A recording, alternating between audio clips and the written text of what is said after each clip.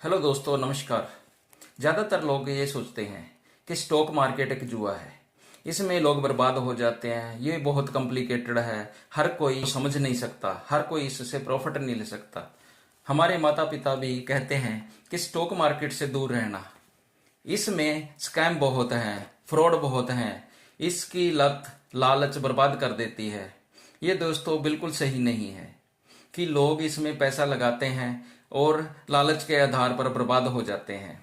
फिर जो लोग दोस्तों लालच के आधार पर पैसा लगाते हैं और उनको कोई भी नॉलेज नहीं होती और वो बाहर निकल जाते हैं, मैं बताता हूं कि वो लोग कैसे होते हैं जो स्टॉक मार्केट को क्विट कर जाते हैं।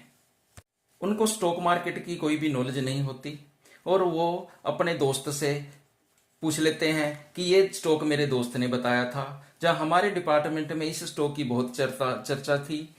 यूट्यूब पे स्टॉक देखा था मैंने, टीवी पर देखा था, न्यूज में भी देखा था, अखबार में भी पढ़ा था, इस स्टॉक की बहुत चर्चा हो रही थी, तभी मैंने इसमें पैसे लगा दिए।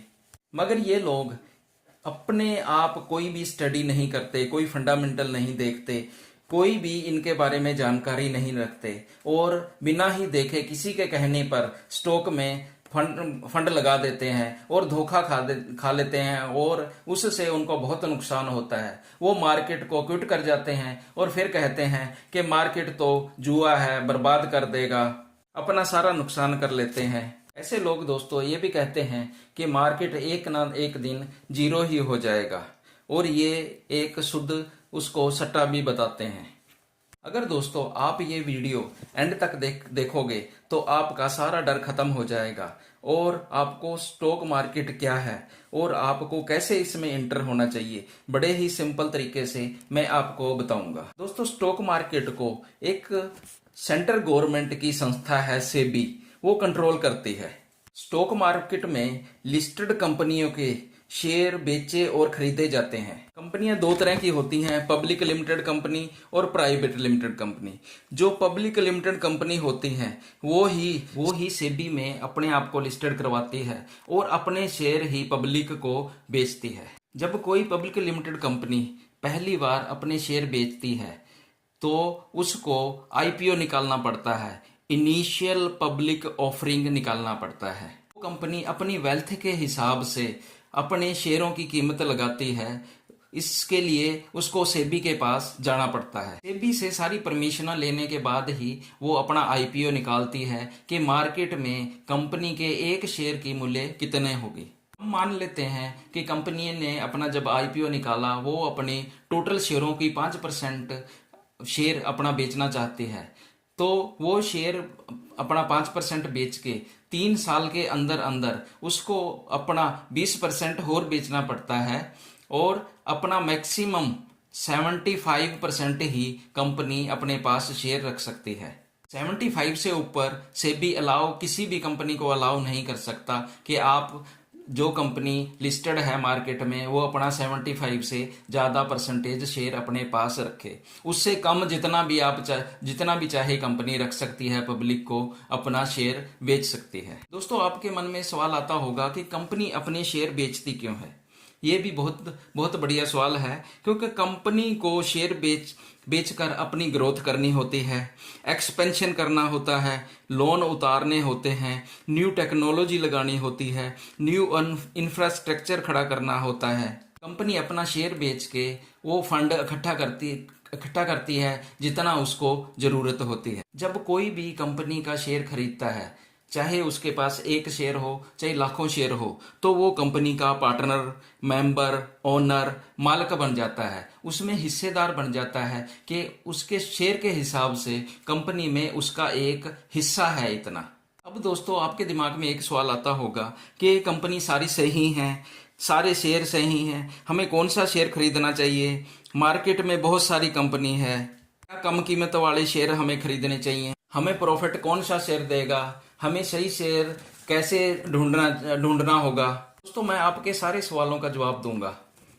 दोस्तों कंपनियां 3 तरह की गवर्नमेंट ने बांटी हुई है सेबी के आधार पर, large cap, mid cap, small cap और नैनो कैप। लार्ज कैप वो पहली 100 कंपनियां उनके मार्केट कैप के आधार पे सिलेक्ट की गई हैं, जिनका मार्केट कैप सबसे ज्यादा है। मार्केट कैप दोस्तों होता है स्टॉक कितने हैं और उनकी कीमत, उनको मल्टीप्लाई करके कंपनी का मार्केट कैप बनता है। पहली 100 कंपनियां आती हैं वो लार्ज कैप में आती हैं। उसके बाद की जो सी 250 कंपनियां होती हैं वो मिड कैप में आती हैं, और उसके बाद जो भी कंपनियां हैं मार्केट में वो स्मॉल और नैनो कैप में गिनी जाती हैं। इस समय दोस्तों हमारी स्टॉक मार्केट में 7,000 से 7,500 के करीब कंपनियां हैं जो ट्रेडिंग जो स्टॉक का लेन देन करती हैं। हर साल 10 से 15 कंपनियां और जुड़ती रहती हैं जो अपना आईपीओ लेकर आती हैं। कई बार तो ये ज्यादा भी जुड़ जाती हैं जो अपना आईपीओ लाके स्टॉक मार्केट में जुड़ती हैं। अब दोस्तों मैं लार्ज कैप कंपनियों के बारे में बताता हूं। लार्ज कैप कंपनियां वो है जिनको एस्टेब्लिश हुए बहुत ही टाइम हो चुका और उनकी ग्रोथ बिजनेस की अच्छी हो चुकी है। जैसे हमारे पास लार्ज कैप कंपनियां हैं, रिलायंस, एचडीएफसी बैंक हो गया, एसबीआई हो गया, टीसीएस, भारतीय एयरटेल हो गया, आईसीआईसीआई बैंक हो गया, हिंदुस्तान यूनिलीवर हो गया, एलआईसी हो गया, इन्फोसिस हो गया। ये दोस्तों जैसे जैसे इनका बिजनेस ग्रो होता रहता है वैसे वैसे ये लार्ज कैप में बनी रहती है। अगर कोई कंपनी अगर उसका बिजनेस कम हो गया तो वो लार्ज कैप से निकल भी जाती हैं और नवी कंपनियां लार्ज कैप में जुड़ जाती है अगर और कोई ग्रोइंग कंपनी आ जाती है। अगर दोस्तों हम लार्ज कैप कंपनियों के स्टॉक खरीदते हैं तो इनमें रिस्क बहुत कम होता है और रिवार्ड भी कम ही होता है। अगर आप लॉन्ग टाइम के लिए इनको खरीद लेते हो तो बहुत ही कंपाउंडिंग मिलती है आपको, और स्टॉक मार्केट के गिरने पर ये दूसरों कंपनियों के मुकाबले बहुत ही कम गिरती हैं, पर गिरती जरूर हैं पर बहुत ही कम उनके मुकाबले में ये गिरती हैं। मिड कैप कंपनियां दोस्तों इनमें रिस्क भी बहुत होता है और रिवार्ड भी बहुत होता है। ये ग्रोइंग मोड में होती हैं और ग्रो भी बहुत जल्दी फास्ट होती हैं, मगर इसमें रिस्क भी बहुत होता है।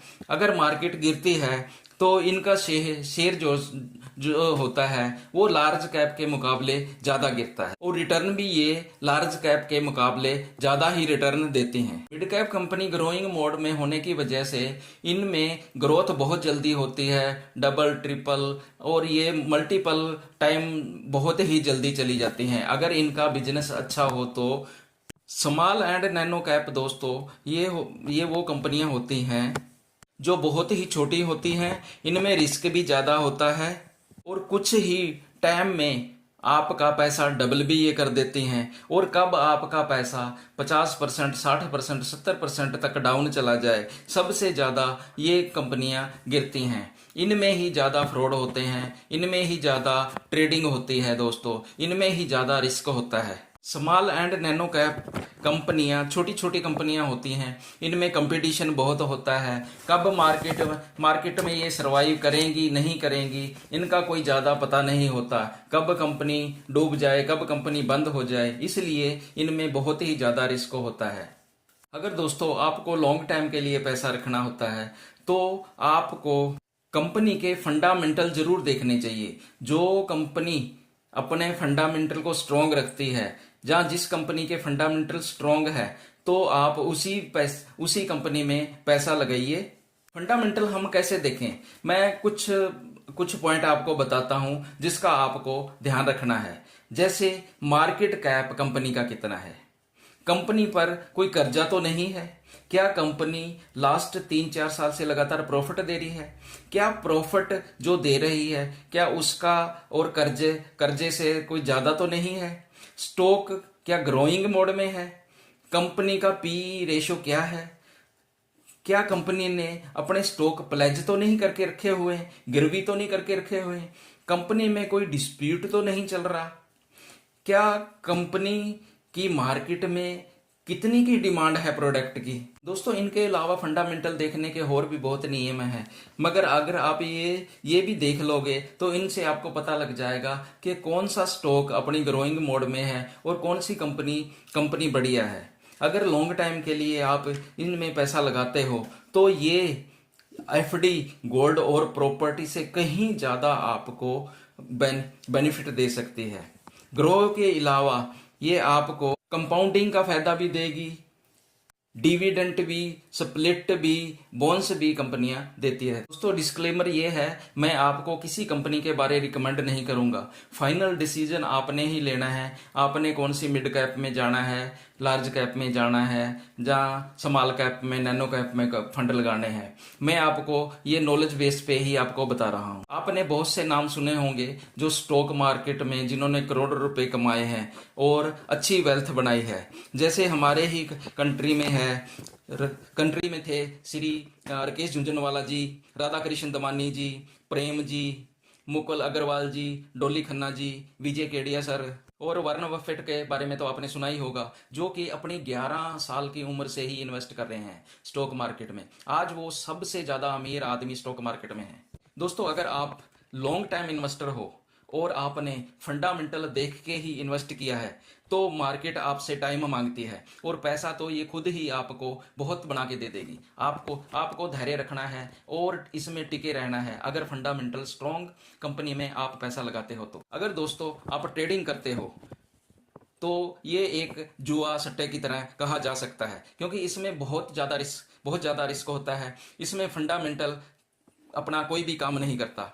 2 से 4% ही लोग ट्रेडिंग में, ऑप्शन ट्रेडिंग में, एफएनओ में पैसा कमा सके हैं। दोस्तों इंडिया में अब तक 13% लोग ही हैं जो स्टॉक मार्केट में अपना पैसा लगाते हैं और इंडिया में स्कोप बहुत है। इंडिया की इकोनॉमी ग्रोइंग मोड में चल रही है और फंडामेंटल स्ट्रॉन्ग स्टॉक में इन्वेस्ट करने का आपके पास बहुत मौका है। दोस्तों मैं फिर बताता हूं कि देश की जीडीपी, इकोनॉमी, देश की बैंक, इंश्योरेंस कंपनियां, बड़ी कंपनी टाटा होगी, रिलायंस होगी, अदानी की, अंबानी की, जो भी कंपनियां हैं वो स्टॉक बेस पे ही चलती है, स्टॉक मार्केट के बेस पे ही चलती है। तो आपको ये दिमाग में कभी भी नहीं रखना चाहिए कि स्टॉक मार्केट जीरो हो जाएगी। जीरो कभी भी नहीं होगी। इतने साल हो गए इसको चलते हुए।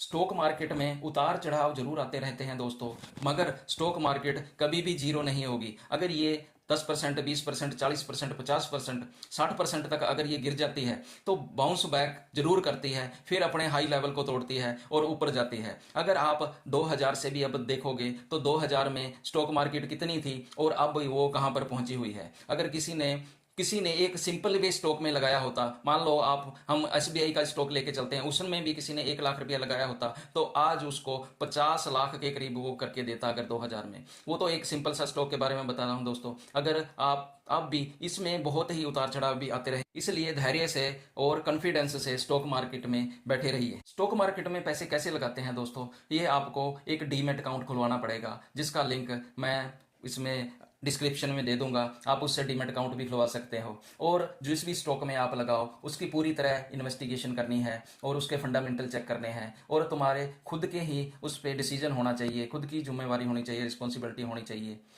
ये मेरी तरफ से कोई भी रिकमेंडेशन नहीं है दोस्तों।